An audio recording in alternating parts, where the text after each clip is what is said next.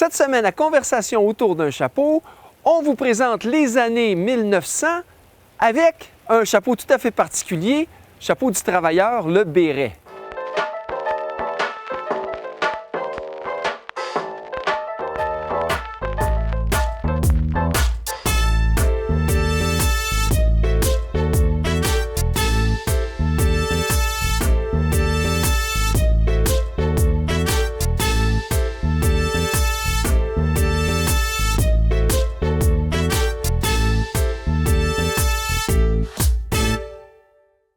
Mesdames, Messieurs, bonjour, bienvenue à Conversation autour d'un chapeau. Cette semaine, Suzanne Gagnon-Chapelière.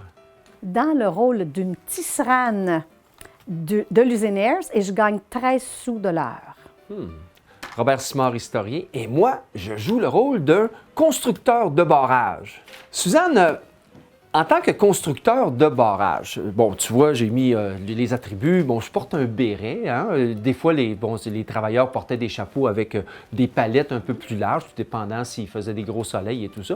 Mais nous, travailler sur un barrage à ce moment-là, à la fin du 19e siècle, c'était toute une aventure parce que le premier défi, c'était évidemment de détourner la rivière, hein? Parce qu'on voulait construire une structure. Donc, on élevait le lit de la rivière à un certain niveau pour obstruer ce lit-là, hein, surélever tout ça, puis faire en sorte que l'eau s'en allait. Bon, on acheminait l'eau vers le moulin. Où là, toi, en tant que travailleuse du textile, bon, tu pouvais faire ce que tu avais à faire dans l'usine parce que l'eau faisait tourner les machines. Hein. Alors, parle-nous un petit peu de ce que tu faisais, toi, à ce moment-là. Moi, mon travail était dans plein de départements parce qu'on s'échangeait les endroits. Je m'occupais de la qualité totale, qui veut dire je vérifiais les brins si il était bien enfilé, je vérifiais la constance de la grosseur du brin. Après ça, quand il était tissé, je vérifiais l'épaisseur. Et ensuite, je vérifiais si le patron était parfait. Puis après, c'était d'autres départements, c'est qu'on corrigeait la feutrine. Puis là, on voit de la manière que tu es habillé, bon, tu as une petite capine. Un petit béret de coton. Puis un tablier toujours, parce qu'on avait... parce qu'il faut dire que les conditions de travail dans l'usine, ça devait être assez difficile. Hein? L'humidité, ensuite de ça, le bruit. Il n'y avait pas de chauffage non plus. Pas de chauffage. Le bruit aussi. C'est ça, tout à fait. Puis on n'était pas riches. Non, vous n'étiez pas riches. À 13 cents de l'heure, vous travailliez quoi, 60 heures semaine à peu près dans ces temps-là? On avait le même uniforme. Hein? On l'avait, on le remettait. Hey, t'imagines, nous, à travailler comme ça dans le lit de la rivière, on était avec les grosses roches, des gros morceaux de bois. Ça prenait des gars qui étaient faits forts. On utilisait surtout, bon, on a souvent le cheval. Le cheval nous aidait là, à tirer les gros morceaux et tout ça. Mais après ça, on empilait tout ça. Et ces barrages-là, ce qui est drôle, bon, dans l'histoire, la petite histoire de la chute, dans la grosse chute, souvent les barrages, ils partaient au printemps avec les glaces parce que, bon, le poids de l'eau sur la structure, on avait beau mettre se faire des cages avec des pierres, des morceaux de bois et tout ça, ça arrivait souvent qu'au printemps, le barrage partait puis il fallait recommencer l'ouvrage. Des fois, ça nous prenait 2 à 3 ans avant de finaliser un barrage. Là. Puis les inondations que ça causait. En 1885, on a eu une inondation épouvantable qui a parti avec les 3 barrages qu'il y avait sur la rivière du Nord à ce moment-là. Là, par la suite, on a commencé à utiliser le béton et c'est grâce au béton qu'on était en mesure de faire des structures qui tiennent encore le coup. Oui. Parce que, bon, le premier barrage chez la compagnie Ayers, présentement, il a été construit autour de 1910, 1905-1910, et le deuxième, qui s'appelle la Dame-Neuve, 1929, l'ouverture. Puis ça, c'est tout un ouvrage, 40 pieds, une tête de 40 pieds. Alors, c'est quelque chose d'extraordinaire. Quelque chose de curieux, par exemple, la Dame-Neuve. C'est drôle, hein? On dit c'est la Dame-Neuve, c'est-tu la nouvelle madame ou la nouvelle femme de Thomas Henry Ayers? On pourrait penser à ça, hein? Mais c'est pas le cas. Dame vient du mot barrage. C'est le mot anglais pour barrage, la dame. Alors, les francophones disaient la dame. Alors, quand on a donné le nom de la rue qui s'appelle Dame-Neuve, on y a juste ajouté un E. Alors, une belle curiosité dans notre toponymie. Tu vois? Tout à fait, tout à fait.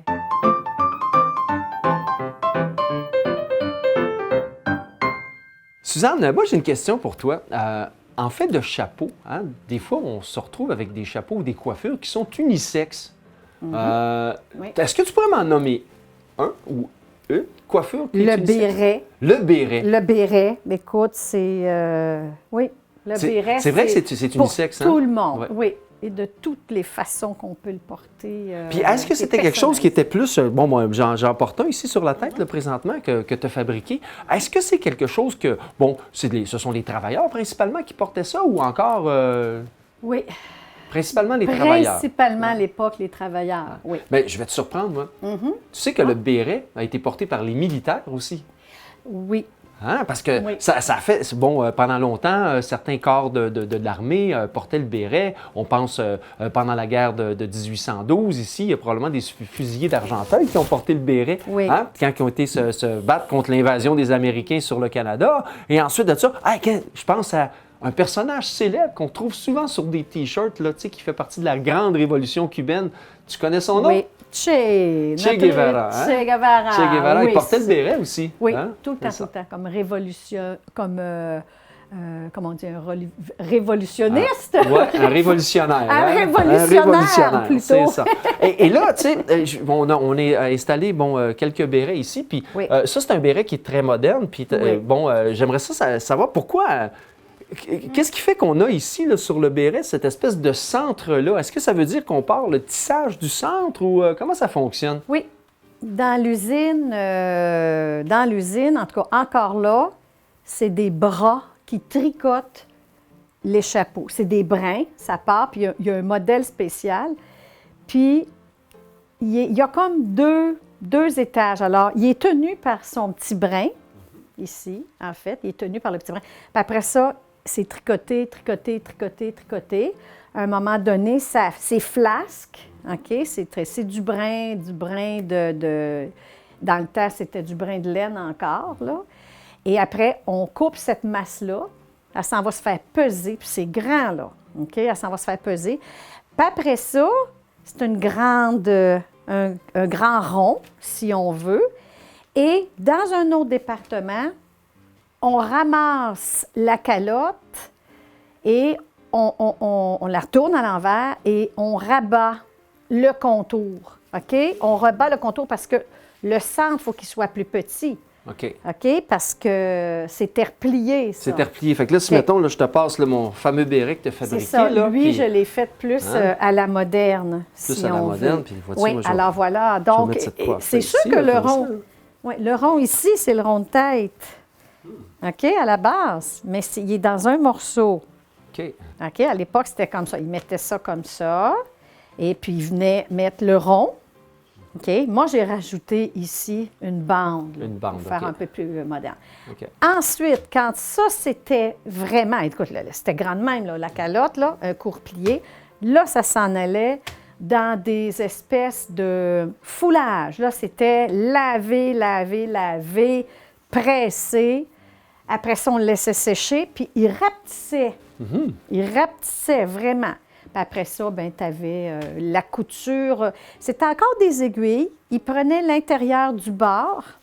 OK? La couturière prenait et les petites aiguilles venaient arrêter, Ah, OK. bloquer le tissu. Donc, il restait à l'intérieur. OK. C'est comme ça qu'il était fait. Qui était fait. En Puis là, fait, on, on avait on le- sent que ce béret-là ici est très, très mou, là. Hein? Mais on Oui. a des bérets qui avaient une forme un peu plus Des- tirant vers la calotte, là, par la suite. là. Oui, oui. OK. Plus avec, après, avec les modes, les gens les voulaient plus rigides peut-être, parce qu'après, Ouais. on a fait... Donc, on a fait un rebord plus rigide en façade pour que ça supporte. Tout à fait. Donc, on était un peu dans l'ancêtre de ce qu'on appelle la calotte. Mais maintenant, Oui. moi, quand je pense aux militaires, c'était quelque chose de très malléable, qu'on pliait, puis qu'on pouvait mettre sur notre épaule comme ça, hein, Oui. en dessous de notre... Donc, il n'était pas de notre rigide. uniforme. Il n'était pas C'était rigide, mou. c'est ça. Tout C'était à fait. très... Il y avait ouais. plusieurs couleurs. Oui, absolument. Tout dépendant Mm-hmm. du corps de l'armée. Exactement. Mhm.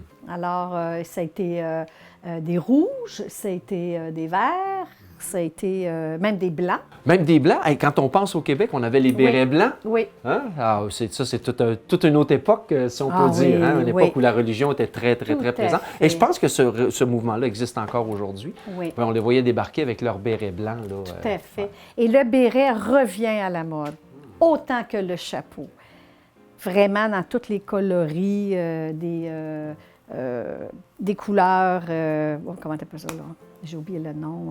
Bref, revient à la mode dans toutes sortes de couleurs. OK. Puis on voyait aussi souvent, là, moi, quand je regarde les photos anciennes, là, bon, des travailleurs dans les industries, que ce soit chez Ayers, que ce soit encore chez à la CIL, qui est aujourd'hui Orica, où on fabriquait à ce moment-là des balles pour des munitions pour l'armée canadienne ou l'armée britannique. Les dames, comme les hommes, portaient le béret. Puis c'était un petit béret, chapeau noir comme ça. C'était vraiment de toute beauté, très chic aussi. Et chaud. Et chaud, oui.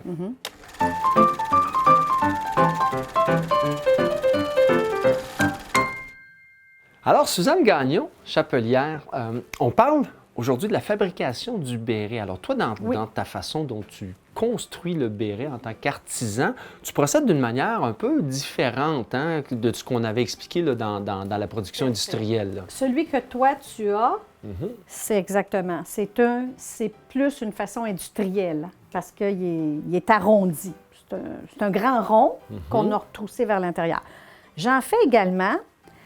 Je vais prendre toutes sortes de couleurs. Je viens faire des petits morceaux comme ça que je couds. Je vais faire ça vite, vite. Tiens, mettons. OK, je le couds comme ça.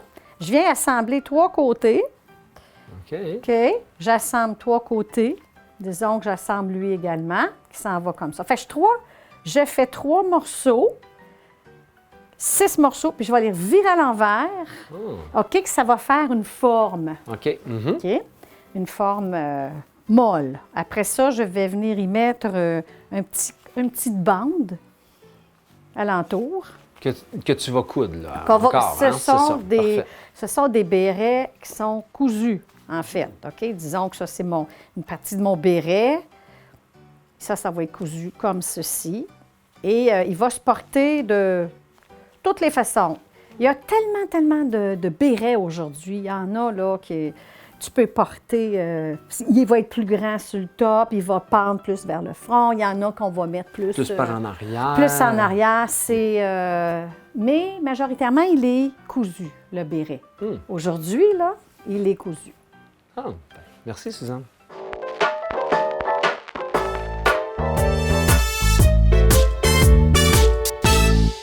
Robert, connais-tu cette expression-là, faire du chapeau? Oh, faire du chapeau. Ce serait pas comme se creuser les méninges pour essayer de trouver une réponse. Non, c'est pas le chapeau que les enfants font sur la tête non plus. Mais non, ça veut dire être un peu fou. Oh.